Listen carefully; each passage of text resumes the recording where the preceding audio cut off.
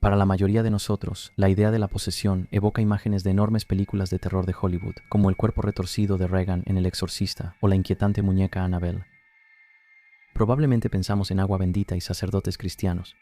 Después de todo, solo un exorcismo puede liberar a alguien de una posesión. A nivel básico, la posesión a menudo se retrata en los medios como una batalla difícil entre el bien y el mal. Pero, ¿qué implica exactamente la posesión fuera de la pantalla, en el mundo real?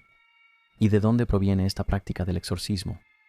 En Poseídos, cuando el diablo toma el control, esperamos arrojar luz sobre estas preguntas y más, mientras examinamos la historia de la posesión demoníaca y los exorcismos.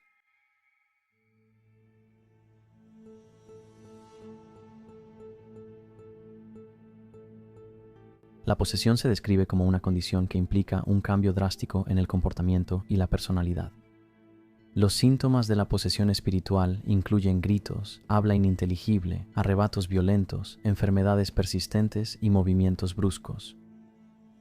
A veces, las personas religiosas que están poseídas pueden tener dificultades para rezar o sentir miedo de objetos sagrados como el agua bendita y las cruces.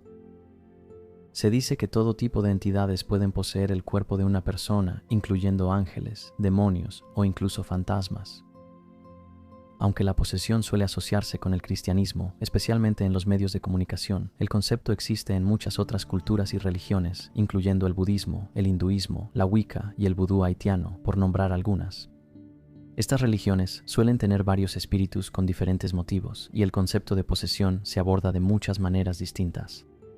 Por ejemplo, en el Islam existen seres llamados jinn, que no se consideran inherentemente malvados ni necesariamente dañinos, y se sabe que los adivinos utilizan la posesión para obtener conocimientos ocultos de estos espíritus. Mientras tanto, en el judaísmo existe el dibuk, descrito como un espíritu desencarnado que vaga sin rumbo hasta encontrar un cuerpo vivo en el cual habitar. Estos espíritus a veces pueden ser dañinos; si lo son, pueden ser expulsados mediante un exorcismo. La mención más antigua de demonios y exorcismos se remonta a la antigua Mesopotamia durante el tercer milenio antes de Cristo hasta finales del primer milenio antes de Cristo. En esa época, este tipo de brujería y presencia demoníaca se consideraba una amenaza muy real, capaz de propagar enfermedades y mala suerte en toda la sociedad, no solo en unas cuantas familias o individuos. Los mesopotámicos creían firmemente que las deidades y entidades sobrenaturales formaban parte del mundo y que los demonios eran una preocupación importante. Sin embargo, cabe destacar que, aunque los demonios eran capaces de traer maldiciones y desgracias, también podían otorgar bendiciones y protección. En absoluto eran vistos como seres malvados unidimensionales, como a menudo se les percibe hoy en día. Para combatir lo peor que los demonios podían ofrecer, los mesopotámicos crearon amuletos protectores, inventaron conjuros y realizaron rituales con la esperanza de apaciguar a los dioses.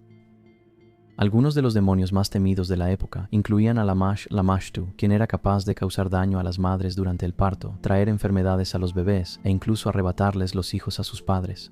Y Pazuzu, quizá el más notable de los demonios mesopotámicos, dado su protagonismo en la película de 1973, El Exorcista, el demonio del viento, las tormentas y la sequía.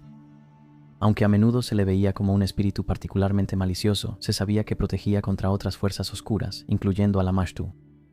Las tablillas cuneiformes del periodo mesopotámico, que básicamente son tablillas de piedra para llevar registros, muestran que enfermedades como el delirio se creía que eran el resultado de que alguien estuviera poseído por una entidad con malas intenciones. Cuando los ciudadanos comunes comenzaban a mostrar comportamientos extraños e inusuales, a menudo buscaban respuestas en el ámbito espiritual y eran sometidos a una serie de rituales destinados a diagnosticar, apaciguar o expulsar a la entidad. Uno de esos rituales involucraba el uso de un adivino que estudiaba las entrañas de animales e interpretaba los patrones encontrados en ellas. Esto llevaba al adivino a identificar al demonio y el problema, y luego sugería cómo curar al individuo. Los conjuros también desempeñaban un papel importante para encontrar una solución a los problemas de una persona. Pero en lugar de simplemente repetir palabras como cabría esperar, los mesopotámicos casi hacían espectáculos como parte del ritual, usando gestos con las manos y música como parte de la rutina. Estos conjuros a menudo estaban diseñados para atar o desterrar a la entidad y aliviar a la víctima de su angustia. Luego, en el primer milenio antes de Cristo, los mesopotámicos idearon el concepto más antiguo de un exorcista, conocido como Asipu. Se describe a esta persona como un profesional capacitado en rituales. Estaba equipado con una variedad de herramientas y había sido bendecido con la protección y la aprobación de los dioses. Estos exorcismos involucraban nuevamente conjuros, así como talismanes y otros rituales, todos los cuales trabajaban juntos para expulsar al demonio y proteger a la víctima de futuras posesiones. Pero no solo los mesopotámicos tenían estas creencias profundamente arraigadas sobre demonios y otras entidades. En la antigua Persia, el líder religioso iraní Zaratustra pronto alcanzó prominencia. Su religión, el zoroastrismo, se difundió ampliamente para el siglo VI, posiblemente antes. Algunas de las enseñanzas de esta religión más tarde influirían en elementos del cristianismo y el islam. En el zoroastrismo, el príncipe del mal comanda seres sobrenaturales llamados devis, que son responsables de todo tipo de comportamientos malintencionados. Sin embargo, también hay entidades buenas. Mientras que las entidades malignas pueden poseer a los vivos, las buenas solo pueden poseer a los muertos. Mientras tanto, la literatura griega contiene numerosos ejemplos de posesión en la antigua Grecia, lo que llevó a individuos a realizar actos considerados inmorales o francamente malvados.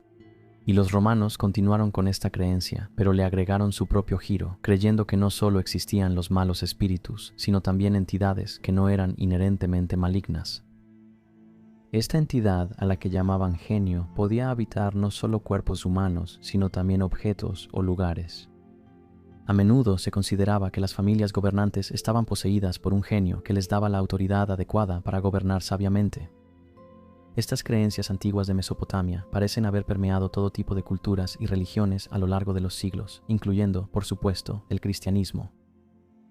El cristianismo ha sostenido durante mucho tiempo la creencia de que la posesión es el resultado de que Satanás y los demonios participan en una guerra espiritual al apoderarse de los seres humanos y causar daño tanto al cuerpo poseído como a quienes los rodean o a ambos. A menudo hacen esto causando daño físico y psicológico. Los exorcismos, bendiciones y oraciones se utilizan para ayudar a aliviar el problema, aunque generalmente se cree que la posesión es una condición involuntaria. Hay ejemplos dentro de la Biblia que muestran que este no es estrictamente el caso. Por ejemplo, se dice que Satanás tomó el cuerpo de Judas Iscariote en Juan 1.327 porque Judas se había sometido a Satanás. En el catolicismo se cree que los demonios son capaces de mucho más que la posesión voluntaria o involuntaria. Se dice que Satanás y sus demonios son capaces de influir en los sueños de una persona, lo que lleva a pensamientos obsesivos que, a su vez, conducen a ideas suicidas, y de arruinar la vida de las personas al esparcir la desgracia, afectando su salud, seres queridos, finanzas y más. Estas entidades también son capaces de causar dolor físico e infestar una casa, objeto o animal. Las primeras directrices oficiales para el exorcismo se establecieron en la Iglesia Católica en 1614 y fueron revisadas en 1999. Algunas de las señales de posesión demoníaca, según la Conferencia de Obispos Católicos de Estados Unidos, incluyen fuerza sobrehumana, aversión al agua bendita, la capacidad de hablar en lenguas desconocidas, escupir, maldecir y la masturbación excesiva. Mientras tanto, en los círculos evangélicos, los síntomas de posesión demoníaca pueden incluir la enfermedad llamada síndrome de fatiga crónica, homosexualidad, adicción a la pornografía y alcoholismo. Una breve historia de los exorcismos. Como resultado del rápido crecimiento del cristianismo que ocurrió durante los primeros 3 siglos de nuestra era, otras religiones previamente aceptadas, incluyendo el paganismo, comenzaron a ser vistas como malignas, y las cosas que no se alineaban con el cristianismo se convirtieron en cosas que necesitaban ser exorcizadas. Cualquiera que regresara al paganismo después de haberlo renunciado para poder ser bautizado en la fe cristiana era visto como alguien bajo la influencia de una entidad demoníaca. Los aspirantes a cristianos se sometían a exorcismos todos los días en los días previos al bautismo, mientras que los clérigos realizaban exorcismos imponiendo las manos sobre los poseídos y exigiendo que las entidades malignas abandonaran sus cuerpos.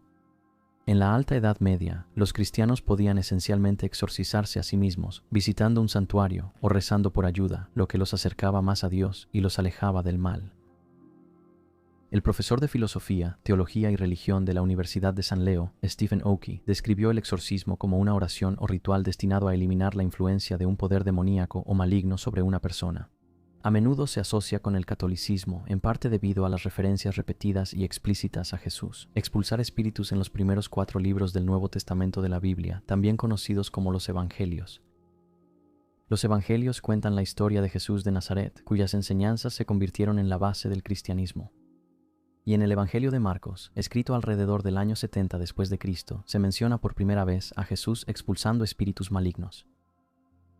El teólogo Rob Haskell observó: en el Nuevo Testamento, los exorcismos de Jesús eran evidencia de su autoridad sobre el diablo, mostraban que tenía poder espiritual. Cabe destacar que la Biblia también contiene referencias a animales poseídos por demonios, no solo a humanos. Se cree que las descripciones de exorcismos en el libro son el marco básico para los exorcismos que conocemos hoy en día. En la Gran Bretaña medieval, la Iglesia cristiana ofrecía sugerencias a las familias sobre cómo proteger sus hogares, incluyendo colocar cera y hierbas en los umbrales, evitar ciertas zonas de los pueblos conocidas por ser frecuentadas por adoradores del diablo después del anochecer y rociar las casas con agua bendita. A las víctimas de posesión se les negaba la entrada a la iglesia y se veían obligadas a quedarse afuera, pero se les llevaba comida y los exorcistas rezaban por ellas. También se recomendaban ayunos para ayudar a expulsar a la entidad. En la Europa del siglo XVI, la Iglesia Católica Romana empezó a perder popularidad cuando los críticos comenzaron a expresar su descontento con algunas de las enseñanzas más recientes de la Iglesia. Durante la Edad Media, la Iglesia Católica introdujo varias nuevas prácticas y doctrinas, incluyendo la enseñanza de que la salvación era posible a través de las buenas obras, lo cual complacía a Dios, y la introducción de la práctica de conceder indulgencias, que tenía como objetivo proporcionar la absolución a los pecadores, al reducir la cantidad de castigo que una persona tenía que soportar para ser perdonada. Aunque pronto fue prohibida en Alemania, la práctica continuó. Pero un teólogo alemán en particular estaba muy disgustado con las nuevas formas de la Iglesia Católica.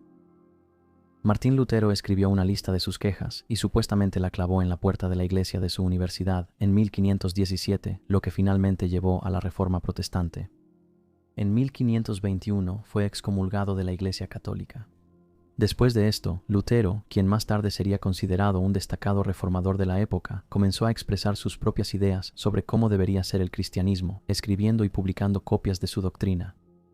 En 1526 añadió el exorcismo a los ritos bautismales protestantes, escribiendo que este tipo de ritual se llevaría a cabo para ayudar a los bebés a rechazar al diablo, el pecado y el mal durante toda su vida.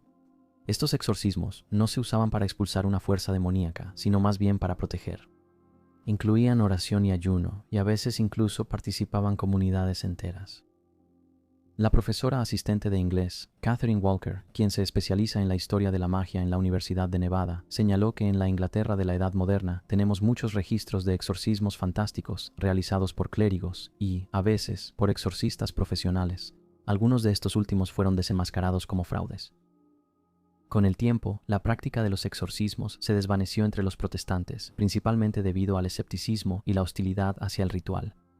Aún así, el protestantismo continuó expandiéndose por Europa y pronto llegó a Norteamérica. Numerosos avivamientos religiosos, conocidos como los Grandes Despertares, que ocurrieron a finales del siglo XVIII, dieron origen a las denominaciones bautista y metodista. Mientras el protestantismo seguía creciendo en el oeste y el sur de Estados Unidos, a principios del siglo XIX hubo un auge del evangelicalismo y a principios del siglo XX un auge similar del movimiento pentecostal. En este último movimiento hubo un gran enfoque en los elementos sobrenaturales, incluyendo el hablar en lenguas, la sanación por fe, los milagros y el exorcismo.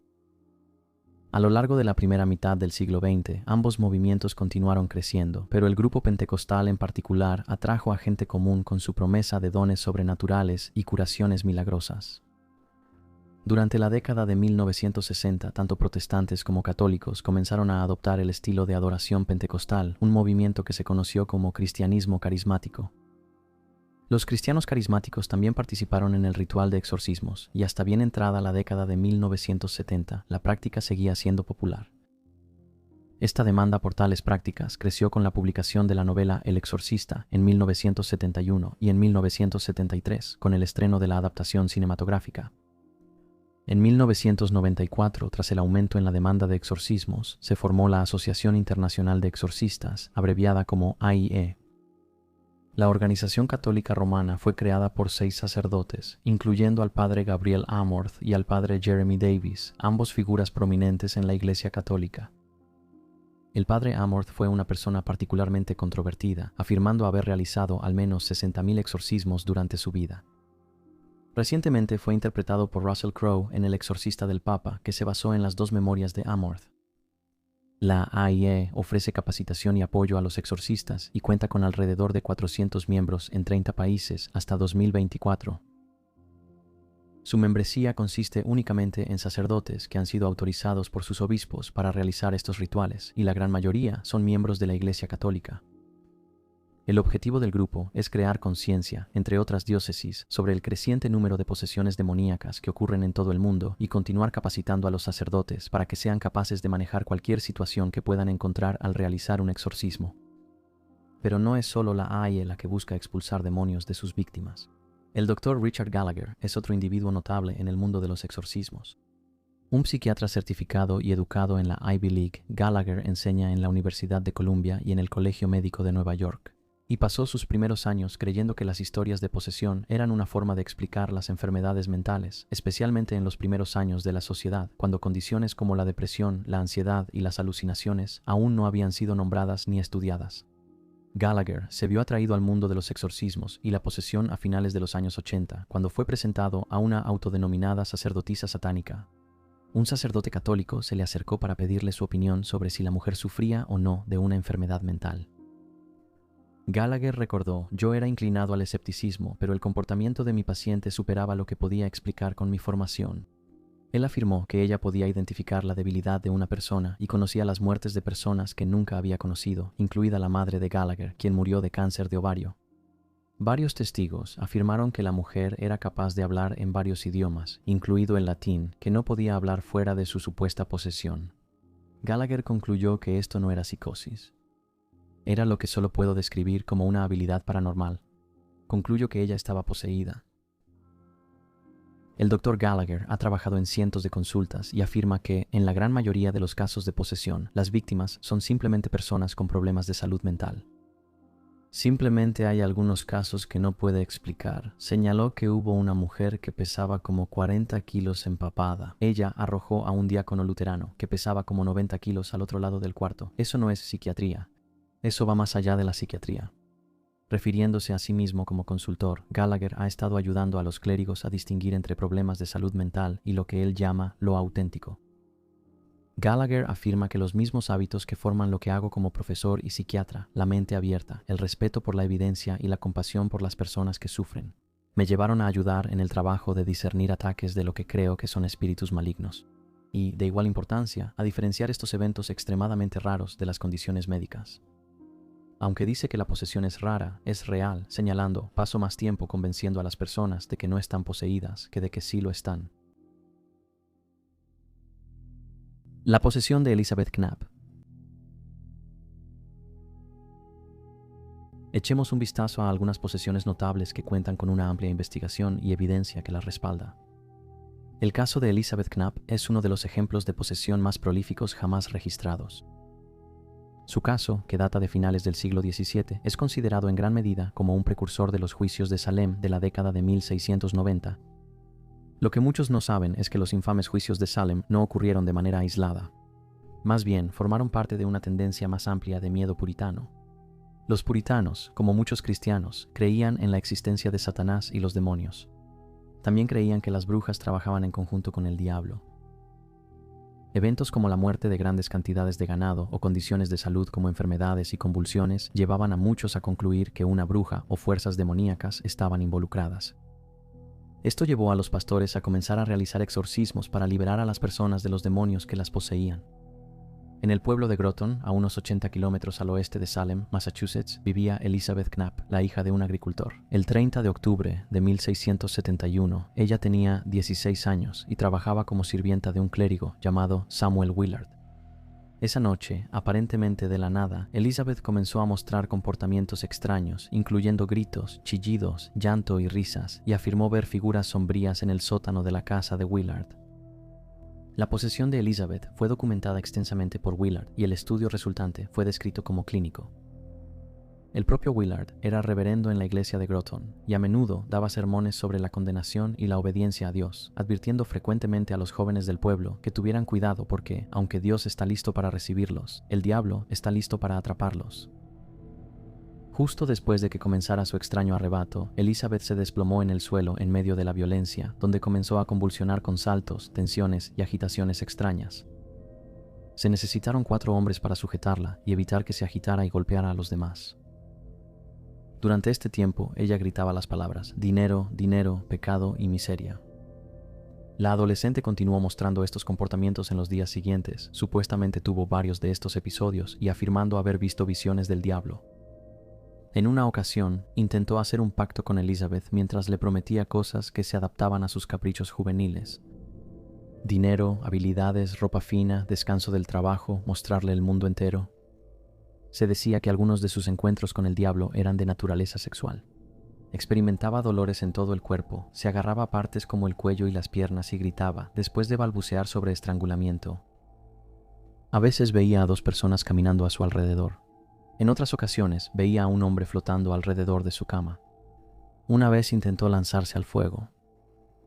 Se usaba la oración para intentar calmar sus ataques, pero esto no funcionó.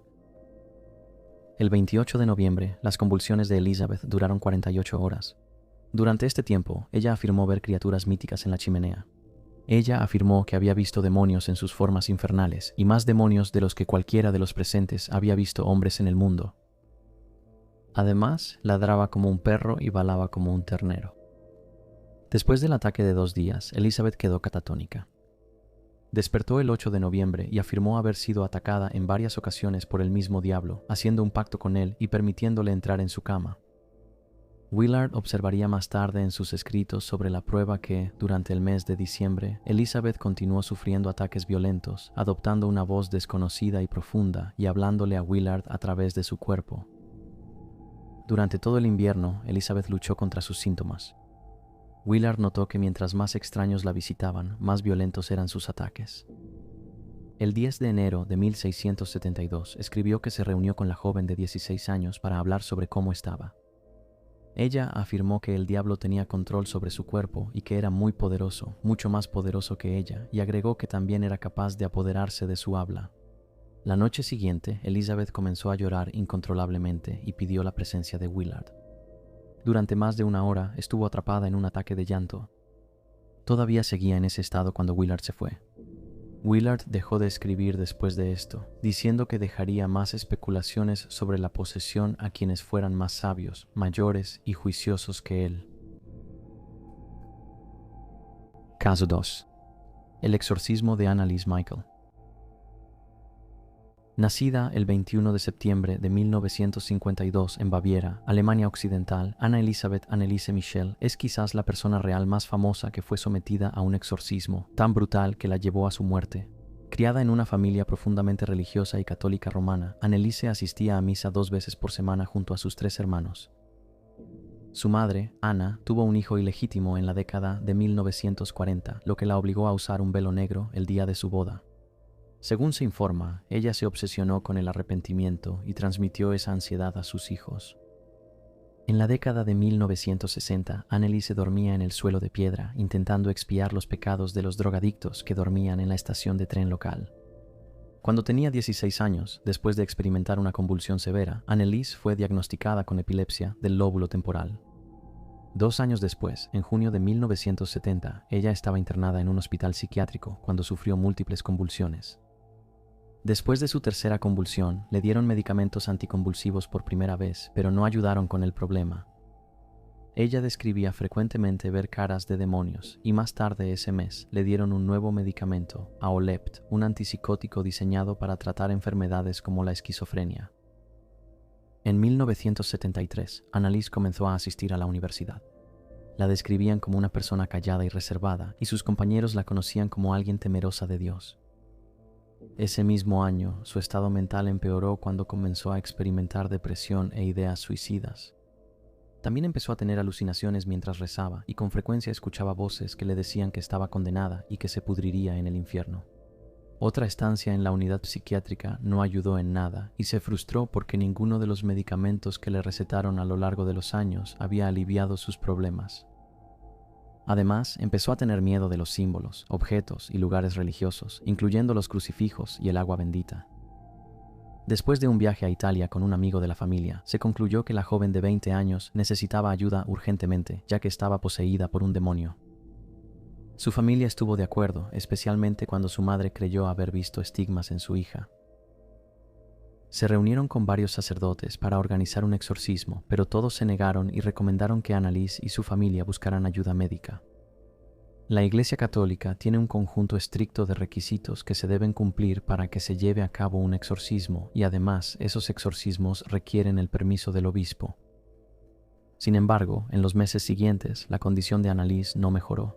Se volvió agresiva, se hacía daño a sí misma, bebía su propia orina, comía insectos y supuestamente le arrancó la cabeza a un pájaro de una mordida. Comenzó a hacer 600 genuflexiones al día, que es doblar una rodilla, y eventualmente se rompió los ligamentos de la rodilla. Se le escuchaba a través de las paredes de la casa gritar durante horas sin parar. En noviembre de 1973 le recetaron un medicamento anticonvulsivo y un estabilizador del estado de ánimo, pero de nuevo esto no pareció tener ningún efecto real en ella. Anneliese le escribió al padre Ernesto Alt en 1975. Fragmentos de sus cartas incluían: no soy nada, todo en mí es vanidad, ¿qué debo hacer? Tengo que mejorar, reza por mí. Y quiero sufrir por otras personas, pero esto es tan cruel. Alt no creía que la joven pareciera epiléptica y nunca la vio tener una convulsión, por lo que escribió a su obispo y solicitó que se realizara un exorcismo a Anneliese. En septiembre de ese año, el obispo Joseph Stangl permitió al padre Arnold Renz realizar un exorcismo a Anneliese, pero ordenó mantenerlo en total secreto. El día 24 de ese mes tuvo lugar la primera sesión. A petición de Anneliese, sus padres habían dejado de consultar a los médicos, aunque se ha señalado que ella estaba tomando un medicamento antipsicótico recetado recientemente alrededor del momento en que comenzó a someterse a las sesiones de exorcismo. Ella dejó de tomar la medicación en algún momento durante los meses previos a su muerte. Los síntomas de Anneliese persistieron a pesar de la medicación. Se observó que comenzó a gruñir, ver demonios y arrojar cosas durante sus sesiones. Anneliese se sometió a 1 o 2 sesiones de exorcismo por semana, cada una de hasta 4 horas, durante 10 meses entre 1975 y 1976, sumando alrededor de 67 sesiones. Hacia el final de su vida, comenzó a negarse a comer, y los sacerdotes que realizaban los exorcismos afirmaron haber hablado con varios demonios dentro de Anneliese, incluyendo a Adolf Hitler, Lucifer y Judas Iscariote. El 1 de julio de 1976 murió en su casa. Tenía solo 23 años. Su causa de muerte fue registrada como desnutrición y deshidratación después de un año de casi inanición. Al momento de su fallecimiento, pesaba solo 30 kilos, tenía 2 rodillas rotas, no podía moverse sin ayuda y había contraído neumonía. En 1976 sus padres, junto con los sacerdotes que participaron en los rituales, Ernesto Alt y Arnoldo Renz, fueron acusados de homicidio por negligencia. En 1978, los 4 fueron condenados por homicidio por negligencia, pero recibieron sentencias de prisión suspendidas de 6 meses y 3 años de libertad condicional. Aunque el Papa Benedicto XVI apoyaba mucho la práctica, el número de exorcismos oficialmente autorizados disminuyó en Alemania después de la muerte. En 2006, la madre de Anneliese afirmó que habían hecho lo correcto porque vi la señal de Cristo en sus manos. Ella no se arrepiente de lo que hicieron ella y su esposo. Anneliese fue enterrada junto a su hermana ilegítima, Marta, quien murió durante una cirugía a los 8 años de edad. Ambas fueron sepultadas en los límites exteriores del cementerio, descritos como terrenos reservados para suicidas y niños ilegítimos. Escribiendo para The Telegraph, la periodista Elizabeth Day comentó: incluso en la muerte, Anneliese no estuvo libre del pecado del que luchó tanto por arrepentirse. Caso 3. El juicio de Arnie Cheyenne Johnson. Mejor conocido como el caso de El Diablo, me obligó a hacerlo. El juicio de Arnie Cheyenne Johnson tuvo lugar en Brookfield, Connecticut, en 1981, atrayendo la atención nacional, cuando el acusado, Arnie, de 19 años, intentó quitarse la responsabilidad por el asesinato de su casero, alegando que había estado poseído en el momento de la matanza. Arnie mató a su casero Alan Bono en febrero de 1981, apuñalándolo varias veces. Parecía un caso bastante claro. Después de todo, la hermana de Arnie había estado allí en el momento del crimen y lo había visto todo, firmando declaraciones policiales al respecto. Pero alcanzó la infamia cuando se convirtió en la primera persona en alegar una defensa de posesión demoníaca en una corte de Estados Unidos. Aunque el juez finalmente desestimó su defensa, hasta el día de hoy, Arnie mantiene su inocencia, afirmando: «Yo nunca he lastimado a nadie, nunca, y dije, no hay manera de que yo haya hecho esto, tienen a la persona equivocada». El detective que procesó al joven de 19 años observó que parece incapaz de recordar algo sobre el asesinato. Aún así, después de que la defensa de posesión demoníaca fue desestimada, Arnie se vio obligado a declararse en defensa propia, buscando que lo acusaran de homicidio involuntario en lugar de asesinato en primer grado. Finalmente, fue declarado culpable de homicidio involuntario en primer grado y recibió una sentencia de 10 a 20 años en una prisión de máxima seguridad. Pero la historia de la posesión de Arnie se remonta a antes del asesinato.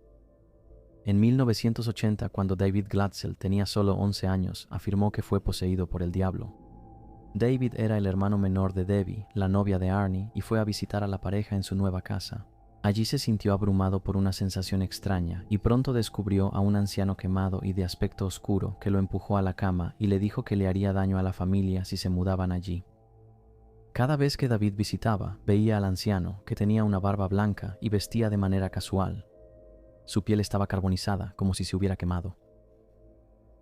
Después de su primer encuentro con el hombre, David comenzó a experimentar terrores nocturnos y se despertaba a mitad de la noche gritando, con moretones nuevos en la piel que no podía explicar. Más tarde, los Glatzel reportarían haber escuchado ruidos extraños provenientes de su ático. Al hablar sobre el espíritu que encontró, David recordó, se veía como el diablo de un disfraz de Halloween. Sus ojos eran negros, completamente negros, como un pedazo de carbón, y me asustó. Arnie y David afirmarían después que este encuentro llevó a una posesión demoníaca en toda regla. Poco después, Ed y Lorraine Warren fueron contactados por los Glatzel. Probablemente conozcas a la pareja como los polémicos investigadores paranormales que ganaron notoriedad en los años 70 tras involucrarse en varios casos famosos de casas embrujadas, incluyendo el poltergeist de Enfield, la muñeca Annabelle y el horror de Amityville. Los Warren ayudaron a la familia de David a organizar un exorcismo con sacerdotes de la Iglesia Católica. Los Warren afirmaron después que David les habló con una voz profunda, que sus juguetes se movían por sí solos y que una niebla negra apareció junto al niño mientras Ed lo entrevistaba. Lorraine declaró, pronto el niño se quejaba de que manos invisibles lo estaban ahorcando y tenía marcas rojas en el cuerpo. Dijo que sentía como si lo golpearan.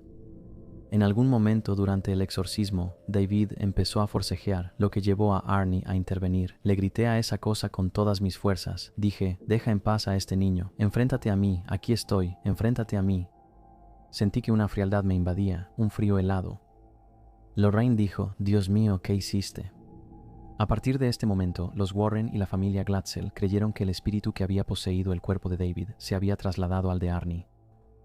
Agregaron que 5 meses después del exorcismo, la entidad demoníaca resurgió para apoderarse del cuerpo del joven de 19 años y apuñalar a Alan Bono. Según testigos, Arnie había tomado el día libre en el trabajo y lo había pasado con Debbie, quien trabajaba en una pensión para perros. Cabe destacar que Alan era su jefe, además de ser el casero de la pareja. El trío almorzó con algunas otras personas y consumieron alcohol. Y al regresar a la perrera, estalló una pelea acalorada, durante la cual Alan agarró a la prima de 9 años de Debbie y se negó a soltarla. Esto llevó a Arnie a enfrentarse a Alan y apuñalarlo. Aunque lo llevaron de urgencia al hospital, Alan murió a causa de sus heridas. El hermano mayor de los Glatzel, Carl, no cree que la posesión haya sido la razón detrás del asesinato, afirmando, no hay nada demoníaco en esto. Arnie era muy posesivo con Debbie. Hubo especulaciones y rumores de que Debbie tenía un romance con Boyle. Según se informa, incluso la policía tenía sospechas de que la discusión entre Alan y Arnie probablemente se debió a Debbie, quien negó tener un romance. Debbie se quedó con Arnie durante todo el tiempo que estuvo en prisión y los dos se casaron mientras él aún estaba tras las rejas. Tuvieron 2 hijos juntos y permanecieron casados hasta que Debbie murió en 2021 de cáncer. Arnie todavía está vivo. Cumplió 5 años en prisión antes de ser liberado por buena conducta. Christopher Holt, el director de un documental sobre el caso, El Diablo en Juicio, le dijo a Newsweek que es un hombre realmente encantador. Él todavía piensa hasta el día de hoy que estaba poseído. Conclusión. Algunos historiadores han propuesto que en la Europa medieval el exorcismo se suponía que curaba el cuerpo y que no fue sino hasta la Reforma protestante que la práctica del exorcismo se conectó con la idea de la posesión. En ese momento, los exorcismos se veían como una solución para un alma enferma. Algunos antropólogos creen que la posesión espiritual debe verse como una forma de interpretación, que varias culturas y religiones a lo largo de los siglos usaron el concepto como una manera de explicar y dar sentido a ciertos fenómenos, especialmente las enfermedades mentales y los padecimientos físicos. Durante décadas, la posesión espiritual ha estado relacionada con la salud mental. Muchos escépticos creen que quienes afirman estar poseídos o son diagnosticados con posesión espiritual en realidad son personas que sufren de una enfermedad mental no diagnosticada ni tratada. Mientras que muchas culturas han registrado que quienes sufren de posesión experimentan problemas que a menudo se asocian con enfermedades mentales. Por ejemplo, si regresamos a los mesopotámicos, las tablillas cuneiformes describían a individuos que sufrían de susto o consternación, lo cual podría referirse a la ansiedad. De manera similar, describían a otras personas como estando en un estado de estupor o desesperación, lo que podría ser lo que hoy llamaríamos depresión. El concepto de posesión espiritual y la práctica de exorcismos, sin embargo, viene acompañado de su buena dosis de controversia, así como el ejemplo de Anneliese Michel, que discutimos anteriormente. Ha habido numerosos casos de exorcismos que salieron mal. En California, en 2023, 2 personas fueron arrestadas en relación con la muerte de una niña de 3 años. Ali Proctor murió por asfixia y sofocación durante un exorcismo realizado por miembros de su familia en una iglesia pentecostal en San José.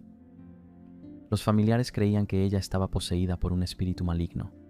Su tío y su abuelo fueron acusados de abuso infantil tras la muerte. De manera similar, en 2010, un niño de 14 años llamado Christy Bimu fue golpeado y ahogado hasta la muerte por familiares que lo acusaron de brujería.